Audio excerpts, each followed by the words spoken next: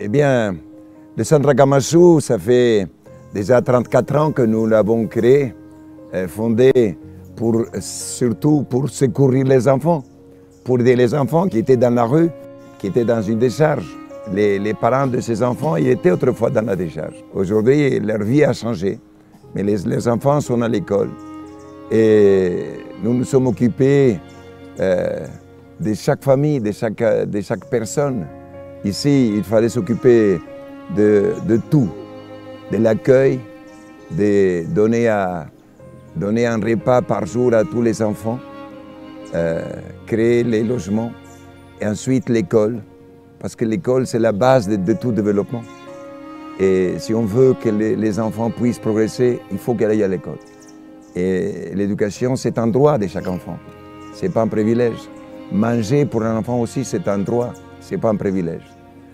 Et voilà, nous sommes depuis 34 ans au combat ici, 34 ans.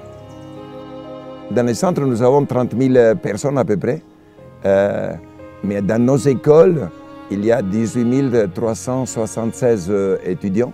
Le plus grand nombre des enfants sont à l'école primaire. Et c'est pour ces enfants de l'école primaire que nous demandons que les gens de bonne volonté puissent nous aider, qu'ils puissent aller à l'école. Les écoles marchent très bien.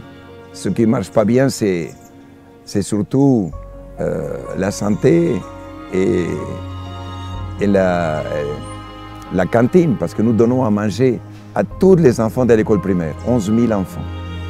Et bien, cela, ça nous coûte très cher. De 23, nous devons continuer à construire une centaine de logements. Nous devons continuer à construire, édifier de nouvelles salles de classe. Tous les ans, nous devons construire entre 10 à 20 salles de classe nouvelles. Nous devons aussi investir dans l'adduction d'eau, parce qu'on a besoin d'eau.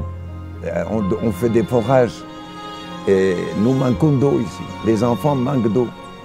Il faut que les gens sachent, ceux qui nous aident, que chaque euro est investi pour les plus pauvres, pour les plus nécessités.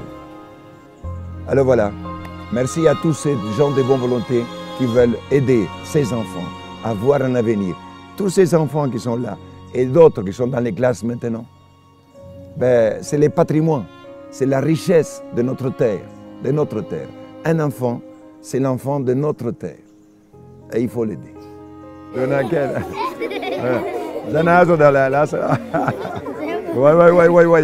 Ouais.